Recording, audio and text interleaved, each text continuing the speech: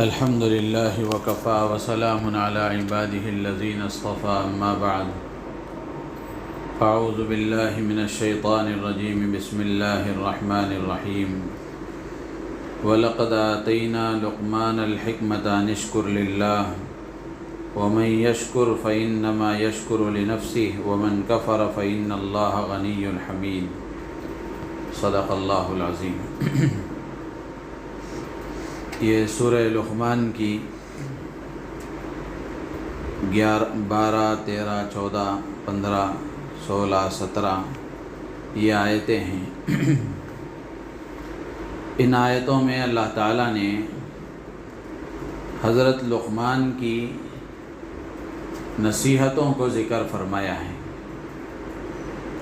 بلکہ پوری سورت کا نام ہی حضرت لقمان کے نام کے ساتھ اللہ نے رکھا ہے۔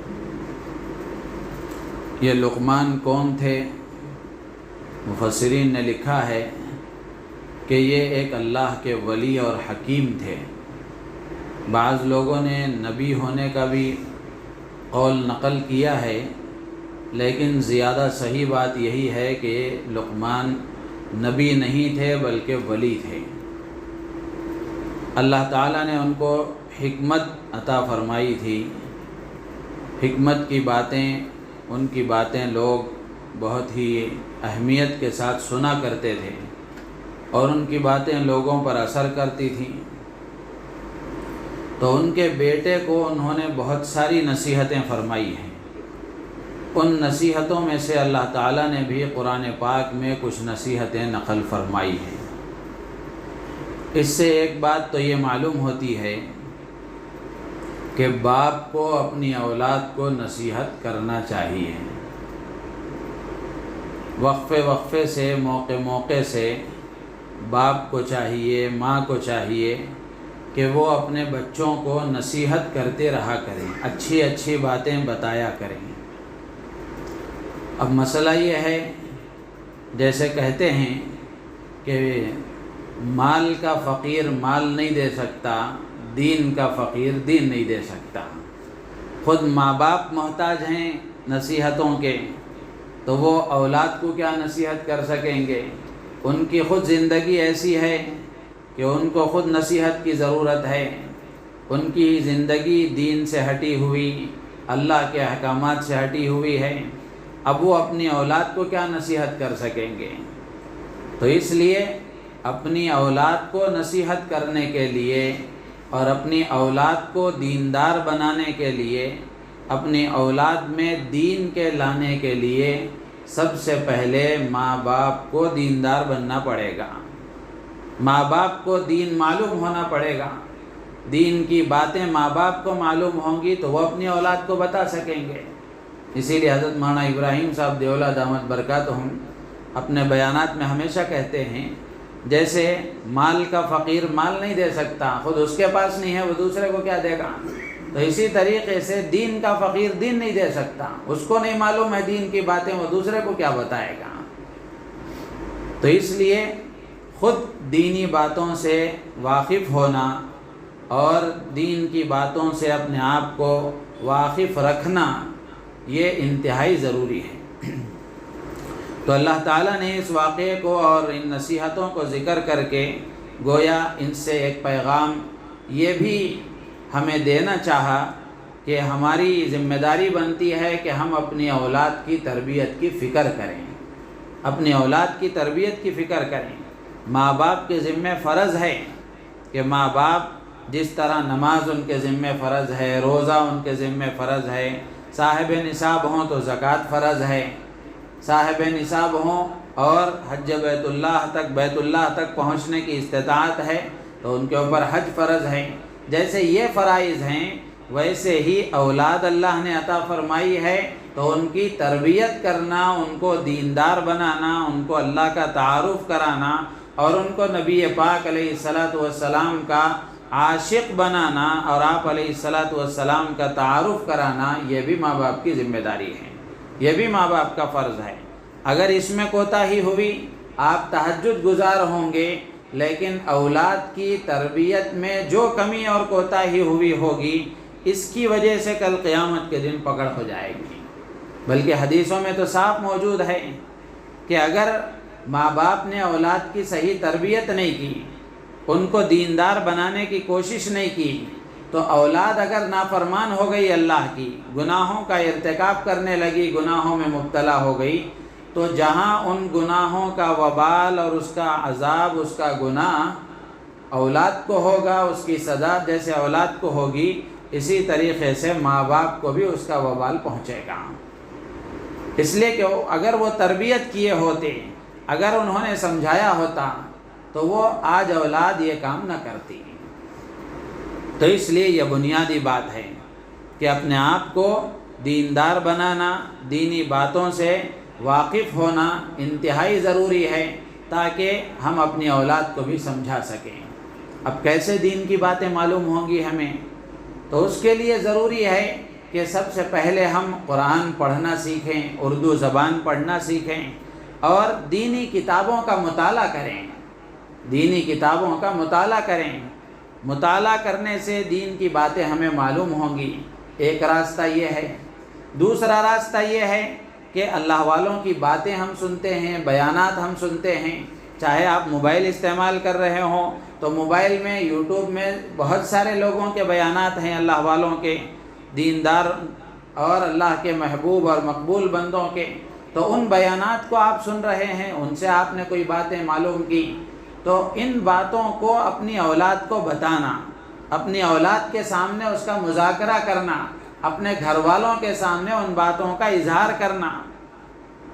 جیسے دنیا کے معاملے میں ہم اظہار کرتے ہیں، مثال کے طور پر دکان سے گھر آ رہے تھے، راستے میں کوئی حادثہ ہو گیا خدا نخواستہ، آپ نے دیکھا، گھر آ کر گھر والوں کو بتاتے ہیں آ رہا تھا راستے میں ایسا ہو گیا، ایسا ہو گیا، ایسا ہو گیا۔ یا پھر کوئی اور چیز آپ نے دیکھی، آ کر گھر والوں کو بتاتے ہیں کہ وہاں وہ چیز مل رہی تھی، بہت سستے دام میں مل رہی تھی، اچھی تھی، ایسی تھی، ویسی تھی۔ تو دنیا کی چیزوں کا تذکرہ ہوتا ہے۔ تو آپ نے دین کی مجلس میں بیٹھنے کے بعد دین کی کچھ باتیں سنی ہیں، تو گھر والوں کے پاس جانے کے بعد گھر والوں کے سامنے ان کو یہ سنانا چاہیے، ان کے سامنے ان باتوں کو رکھنا چاہیے، تاکہ وہ بھی دین کی باتوں کو سیکھ سکیں۔ تو یہ طریقہ ہے۔ اور اسی طریقے سے اپنے گھر میں دینی تعلیم کی فکر کریں، گھر میں فضائل کی کتابوں کی تعلیم کی کوشش کریں۔ فضائل کی تعلیم کریں گے تو اس سے بڑا نفع ہوگا۔ غیر محسوس طریقے سے جو باطل ہمارے دل و دماغ میں، ہمارے گھروں میں، ہماری نسلوں میں داخل ہو رہا ہے، ان کتابوں کی تعلیم کی برکت سے اللہ تعالیٰ وہ باطل کو دور کر دیں گے۔ تو اس لیے اس کا اہتمام کریں۔ تو اللہ تعالیٰ نے حضرت لقمان کی نصیحتوں کو ذکر فرمایا ہے۔ حضرت لقمان اپنے بیٹے کو نصیحت کرتے ہوئے سب سے پہلی نصیحت کر رہے ہیں، یا بنی لا تشرک باللہ، اے میرے پیارے بیٹے، اللہ کے ساتھ کسی کو شریک نہیں کرنا۔ شرک اللہ کو پسند نہیں ہے۔ اللہ کے ساتھ کسی کو شریک ٹھہرانا، اللہ کی ذات میں بھی کوئی شریک نہیں ہے، اللہ کی صفات میں بھی کوئی شریک نہیں ہے۔ اولاد دینے والے اللہ ہیں، کوئی دوسرا اولاد نہیں دے سکتا۔ حاجت روا مشکل کشا اللہ ہیں، کوئی دوسرا حاجت پوری نہیں کر سکتا۔ بیماری کو دور اللہ کرتے ہیں، کوئی دوسرا نہیں کر سکتا۔ نفع اللہ پہنچاتے ہیں، کوئی دوسرا پہنچا نہیں سکتا۔ تو یہ اللہ کی ذات پر کامل اعتماد اور کامل یقین، اور اللہ کی ذات پر اللہ کو ایک جاننا اور ایک ماننا، جس کو توحید کہتے ہیں، یہ بنیاد ہے۔ اسی لیے لکھا ہے کہ دنیا میں اللہ کے ساتھ شرک کرنے سے بڑا کوئی ظلم نہیں ہے کہ بندہ اللہ کے ساتھ اللہ کی مخلوق کو شریک ٹھہرا دے، تو اس سے بڑا کوئی ظلم نہیں ہے۔ اسی لیے حضرت لقمان نے سب سے پہلی نصیحت عقائد کے اعتبار سے کی ہے، اپنے بچے کے عقیدے کو درست کرنا۔ اس لیے کہ عقیدہ وہ چیز ہے کہ اگر عمل کی کوتاہی ہو گئی، عمل میں کمی ہو گئی، تو قیامت کے دن یا تو عذاب اس کی سزا ملے گی، یا اللہ تعالیٰ معاف فرما کر جنت کا داخلہ عطا فرما دیں گے۔ لیکن عقیدہ ایسی چیز ہے کہ اگر عقیدہ خراب ہو گیا، عقیدے کی خرابی آدمی کو جنت سے محروم کر دے گی، ایمان ہاتھ سے نکل جائے گا، تو پھر ظاہر سی بات ہے کہ بے ایمان جنت میں داخل نہیں ہو سکتا۔ تو اس لیے اپنے عقائد کو درست رکھنا انتہائی ضروری ہے. خود کے عقیدے بھی صحیح ہوں، اپنی اولاد، اپنے بیوی بچوں اور اپنے گھر والوں کے عقیدوں کو بھی معلوم کرنا چاہیے، اور یہ باتیں علماء کی مجلسوں میں بیٹھ کر ان کی صحبتوں سے حاصل کرنا چاہیے کہ اللہ کے بارے میں ہمیں کیا عقیدہ رکھنا چاہیے، اللہ کے پیغمبر کے بارے میں ہمیں کیا عقیدہ رکھنا چاہیے، اور اللہ کی کتابوں کے بارے میں، اللہ کے پیغمبروں کے بارے میں، اور قیامت کے بارے میں، تقدیر کے بارے میں ہمارے کیا عقیدے ہونے چاہیے، معلوم کرنا چاہیے تاکہ ہمارے عقیدے صحیح ہوں. اگر عقیدہ خراب رہا تو عمل نجات نہیں دلا سکتا. عقیدہ صحیح رہا، عمل کی کوتاہی رہی تو وہ صحیح عقیدہ آدمی کو نجات دلائے گا. تو اس لیے حضرت لقمان نے پہلی نصیحت عقیدے کے اعتبار سے کی ہے کہ بیٹا اپنا عقیدہ درست رکھو، اللہ کے ساتھ کسی کو شریک مت کرنا. ان الشرک لظلم عظیم، اس لیے کہ شرک بہت بڑا ظلم ہے. اسی کے ساتھ ساتھ اللہ نے یہ بات بھی ذکر فرما دی، اولاد کے ذمے ماں باپ کی اطاعت، ان کو خوش رکھنا، ان کی شکر گزاری، یہ واجب اور ایک فرض چیز ہے. لیکن اللہ نے یہ بھی واضح فرما دیا کہ اگر ماں باپ اللہ کے ساتھ کسی کو شریک ٹھہرانے کا حکم دیتے ہیں تو اس میں ماں باپ کی بات نہیں مانی جائے گی. اور اصول ہے لا طاعت لمخلوق فی معصیت الخالق، اللہ کی نافرمانی میں کسی مخلوق کی اطاعت نہیں کی جائے گی. کوئی آدمی کوئی بات کر رہا ہے، اللہ کی نافرمانی کی دعوت دے رہا ہے، تو وہ کوئی بھی ہو اس کی بات نہیں مانی جائے گی. تو اللہ نے اس کو بھی ذکر فرما دیا کہ ماں باپ ان کا بڑا احسان ہے، بالخصوص ماں کا بڑا احسان ہے. لیکن اتنا سب کچھ ہونے کے باوجود اگر وہ شرک کا حکم دیتے ہیں، اگر وہ کفر کا حکم دیتے ہیں تو اس میں ان کی بات بھی نہیں مانی جائے گی. جب ان کی نہیں مانی جائے گی تو دوسروں کی کیسی مانی جائے گی. اور اسی کے ساتھ ساتھ اللہ نے یہ بھی فرما دیا، شریعت اسلام ایک معتدل مذہب ہے، اسلام ایک انصاف پسند مذہب ہے. جہاں اللہ نے یہ فرمایا کہ اگر ماں باپ مشرک ہوں، شرک کا اگر وہ حکم دے رہے ہوں تو ان کی بات نہیں مانیں گے. ان کی بات ماننا اولاد کے لیے ضروری نہیں ہے بلکہ نہ ماننا فرض ہے اس معاملے میں. تو جب یہ بات کہی گئی تو ہو سکتا تھا کہ دین کے معاملے میں تو ان کی بات نہیں مانی جائے گی، لیکن یہ خدشہ اور یہ خطرہ تھا کہ دنیا کے معاملے میں بھی اولاد ماں باپ کے ساتھ بدسلوکی کرے گی، اس لیے کہ وہ مشرک ہیں. تو شرک میں تو ان کی بات نہیں مانیں گے، لیکن اللہ نے ساتھ میں فرما دیا کہ دین میں تو تم ان کی بات مت مانو، لیکن وہ تمہارے بہرحال ماں باپ ہیں. دنیاوی معاملات میں ان کے ساتھ حسن سلوک کرنا یہ انتہائی ضروری ہے. ان کی جسمانی خدمت کرنا، مالی اخراجات برداشت کرنا، اور ان کے ساتھ ادب سے پیش آنا. اگر ماں باپ کافر ہوں تب بھی یہ ضروری ہے، اگر ماں باپ کافر ہوں تب بھی یہ ضروری ہے. تو اللہ نے یہ فرمایا کہ دین کی جو چیز ہے وہ اپنی جگہ ہے، دنیا کا جو معاملہ ہے وہ اپنی جگہ ہے. ہر کام کی ایک حد ہے، اس حد تک اس کام کو رکھنا چاہیے. حد سے آگے بڑھ گیا تو پھر معاملہ نقصان کا ہو جائے گا اور پریشانی کا ہو جائے گا. تو اللہ نے اس کو بھی بیان فرما دیا.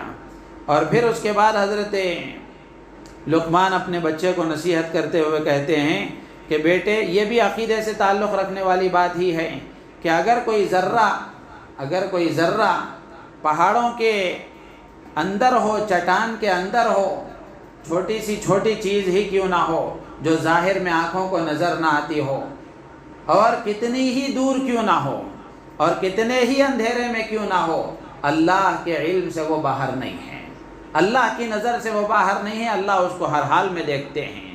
تو یہ عقیدہ اولاد کا بنانا یہ انتہائی ضروری ہے. جس آدمی کو یہ استحضار ہو گیا وہ گناہ کر سکتا ہے، تنہائی میں ہے، بند کمرے میں ہے، اور پہاڑ کی چوٹیوں میں ہے، جنگل کی وادیوں میں ہے، تنہا ہے، کوئی دیکھنے والا نہیں ہے، لیکن اگر یہ یقین بنا رہا اور یہ استحضار اللہ کا اگر رہا کہ کوئی نہ دیکھے اللہ تو دیکھ رہا ہے، اللہ کی نظر سے تو میں غائب نہیں ہوں، یہ اگر استحضار رہا تو آدمی کو بہت مدد ملے گی گناہوں سے بچنے میں. تو اللہ تبارک و تعالی نے حضرت لقمان کی یہ نصیحت بھی ذکر فرمائی کہ حضرت لقمان اپنے بیٹے کو نصیحت کرتے ہیں کہ اللہ تعالیٰ کا علم بڑا وسیع ہے، ہر چیز اللہ کے علم و ارادے میں موجود ہے. تو یہ عقیدے سے تعلق رکھنے والی بات ہوئی، اور اسی کے ساتھ ساتھ عمل سے تعلق رکھنے کی بھی، اس سے تعلق رکھنے والی نصیحت بھی ہے۔ حضرت لقمان اپنے بیٹے کو نصیحت کرتے ہیں کہ پیارے بیٹے نماز قائم کرو۔ اعمال میں سب سے بڑا عمل نماز کا ہے۔ نماز اگر کوئی قائم کر لیا، نماز اگر کوئی صحیح طریقے سے پڑھ لیا تو دین کے تمام اعمال وہ پورے کر سکتا ہے۔ نماز ہی نہیں ہے تو پھر کچھ بھی نہیں ہے۔ تو اس لیے آج امت چونکہ نماز پر نہیں ہے، اس لیے دین میں بہت کھوکھلی ہے اندر سے۔ تو جب امت نماز پر آ جائے گی تو نماز ایسی چیز ہے کہ نماز کا آدمی اگر پابند ہو جائے تو پورے دین پر چلنے کی اللہ تعالیٰ اس کے اندر استعداد پیدا فرماتے ہیں۔ اور اس کے بعد حضرت لقمان نے اپنے بیٹے کو نصیحت کی، اور اسلام ایک فرد کی اصلاح کا بھی حکم دیتا ہے، اور اسلام کے نظام میں ایک جماعت اور ایک قوم کی اصلاح کا بھی نظام ہے۔ یعنی اسلام اس بات کا حکم دیتا ہے کہ آدمی اپنی بھی اصلاح کرے، اور اس بات کا حکم دیتا ہے، اور اسلام کا نظام ایسا ہے کہ وہ ایک جماعت اور قوم کی بھی اصلاح کرے، خود بھی درست رہے، دوسروں کو بھی درست رہنے کی دعوت دے۔